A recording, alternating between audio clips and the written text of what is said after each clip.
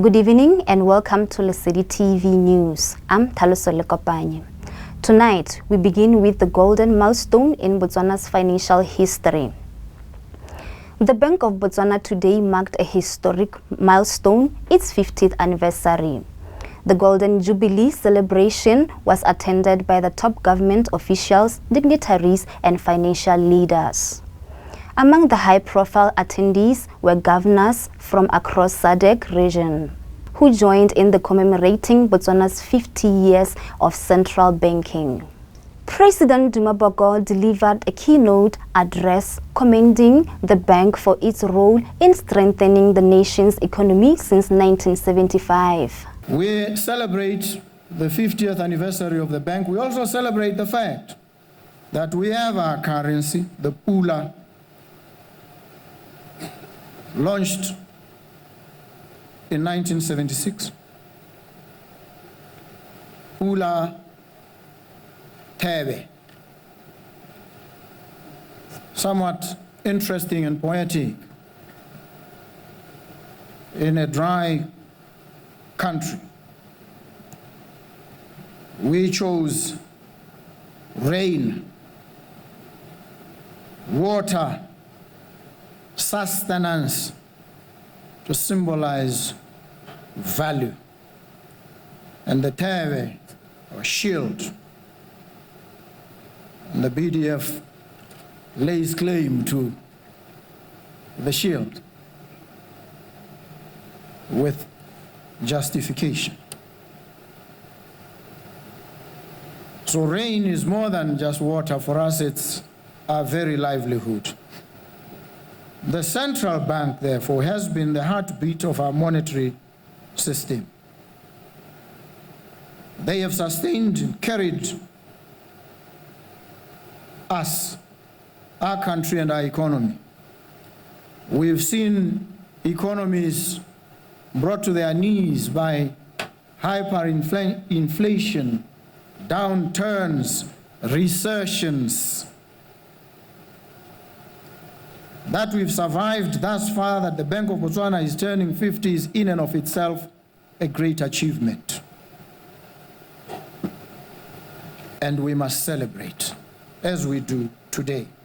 We appreciate the guidance, the direction, the conventions that they gave, wrought from their own experiences in their journey. And this celebration today marks a stage in our tormented passage from where we are now to where we ought to be. Some young artist who passed recently stated it poignantly. We are heading there. And so we are here to celebrate, but in celebrating, we are not going to remain trapped and tied to our past glory, if any there be. And there's quite a bit of it. We are here to carve a new path for the country and for the people. We are here to reflect on, challenge the present institutions, deal with the inalterable circumstances of our existence, and carve pathways, alter the conditions, the arrangements of our society. I've said this, I say it here, I'll say it even tomorrow and the day after. We must not be hostages of the institutions and dependencies that we have inherited. We must critique, challenge, change these institutions. The economic theories and preconceptions of yore may not serve the present generation. So if we place ourselves in a space of institutional fetishism, we fetishize. The last speaker said, somebody said, this is not your grandfather's IMF. Yes, it's got to change. There's no institutional fetishism. There's no holy cow. Subject everything to rigorous scrutiny and identify new ways of doing things so that we don't revel in bygone glory and miss where we are going. We are not here to just strive to do something different. We must at all times strive to be something different. And so I am here to celebrate with you. We need a vibrant central bank, one that ensures that we have payments operating, flowing in real time, that there's no delay, that things happen in real time and we can track and monitor and be able to tell whether we are taking 2 steps forward and 10 steps backwards. It's very important for us. And so we look to the central bank and this vast array of institutions, the most central of them being the central bank, to guide and direct us in this transformation and transformative endeavor that we are in.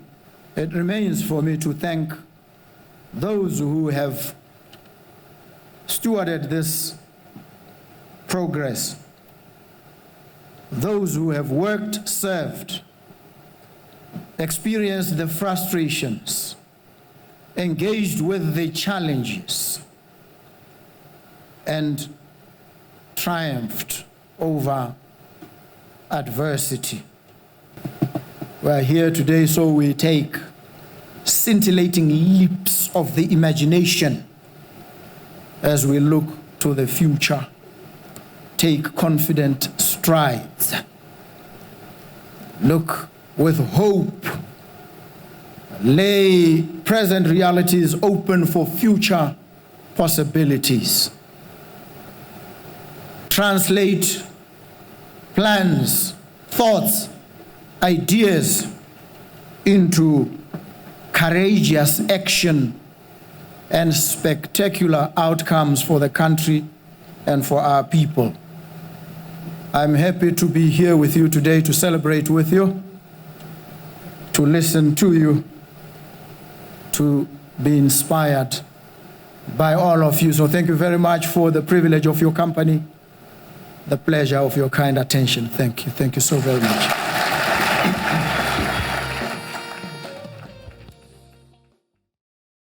The governor of the Bank of Botswana reflected on the institution's legacy and honored the succession of the governors who have led from 1975 to 25. The President of the Republic of Botswana, Advocate Duma Boko. Mr. President, it's an honor to have you amongst us today as the chief guest. The Vice President of the Republic of Botswana and also the Minister of Finance, Mr. Ndaba Nkosinati Haulate. My staff and I cherish your presence here today, sir. Former President Dr. Festus Mogai, thank you for coming back today and gracing us with your presence. Honorable Speaker of the National Assembly, Mr. Ditapelo Jorapeti, your presence is appreciated. Ministers of government here present, we welcome you. Yawana, former Minister Matseka, say welcome back. Yawana, former Minister Pegzo Serami, Madam, welcome back.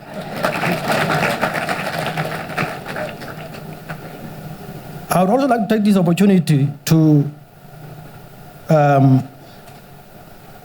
welcome the delegation from Kangwa Primary School.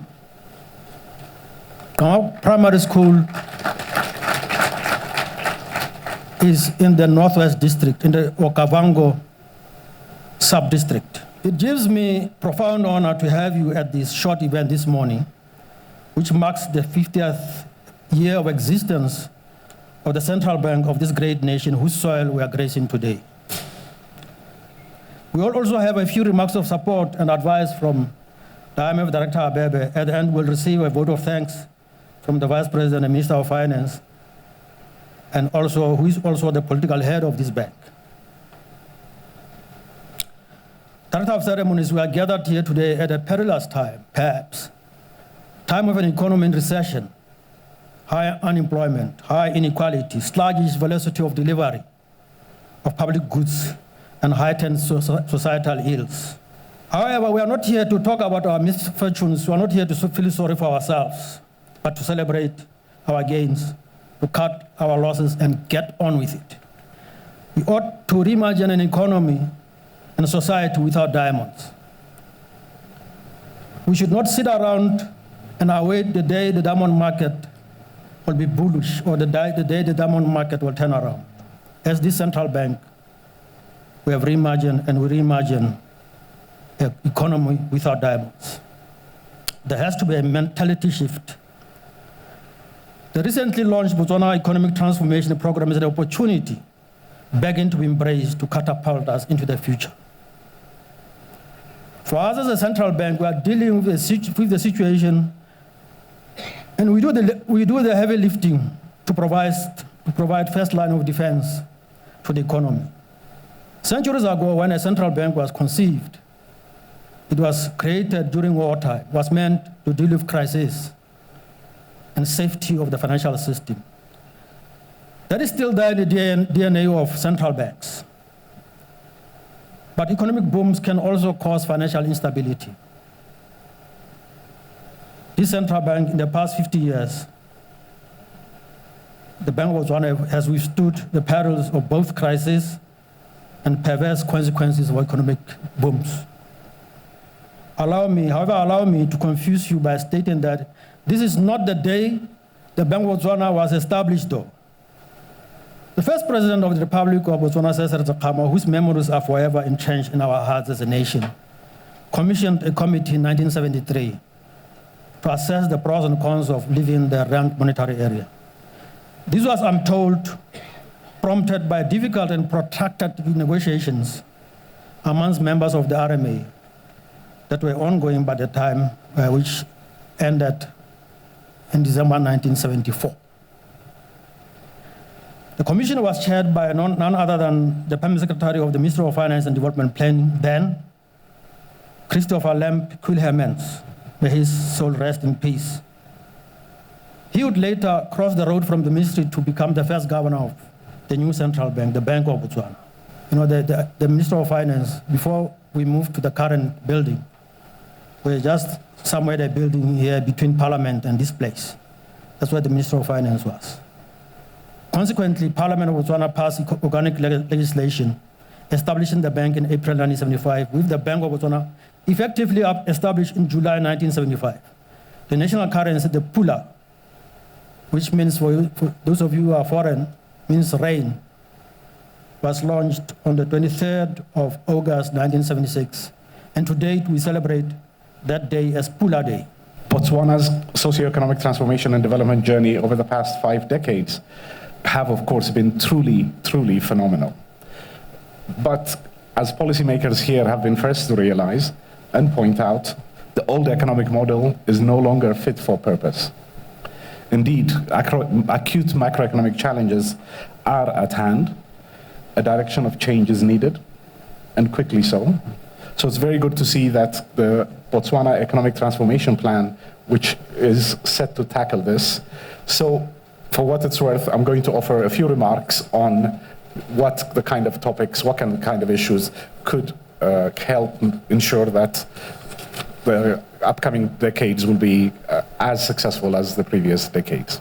At independence in 1966, Botswana was one of the poorest countries in the world, a subsistence economy, little infrastructure, and heavily reliant on external support.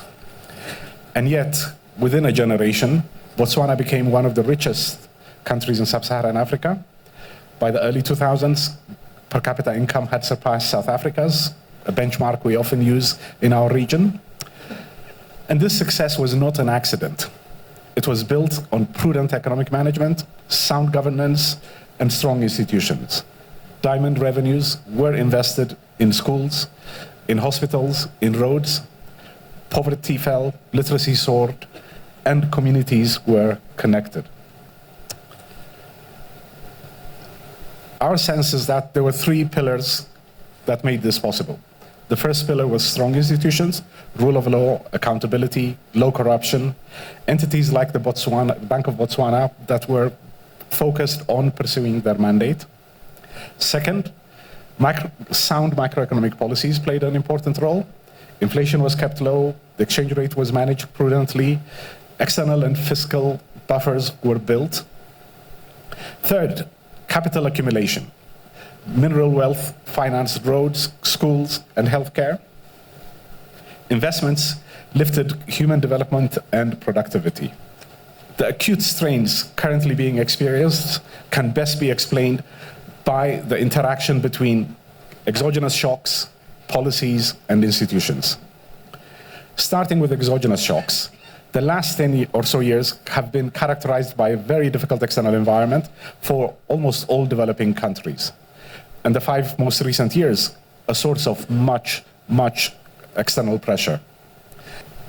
Botswana, of course, does not have the capacity to build buffers at this juncture. So instead, the focus has to be on diversifying its sources of income. But this economic diversification is easier said than done.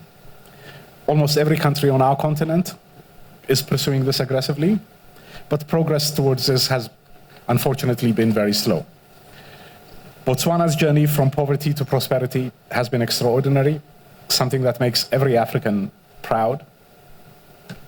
But the model that has carried us here is weakening. Buffers are shrinking, diamond dependence, as you all know, remains, while the outlook for the sector has darkened. The urgency for reform cannot be overstated. Fiscal discipline, a relentless focus on economic diversification is what's needed now. I have no doubt, however, that leveraging the country's governance strengths, building on your incredibly well-educated workforce, that the Bank of Botswana's 100th anniversary will not only celebrate resilience, but also the high-income, diversified, inclusive, and sustainable economy you will have. To mark the Golden Jubilee, the bank unveiled a special limited edition 50 pula note celebrating Botswana's pride, last year's Olympians, and discovery of a historic diamond. The note will circulate alongside the current 50 pula and will be the first and last of its kind, a rare collector's piece symbolizing 50 years of pula le thebe. Stay safe and keep watching Lesedi programs.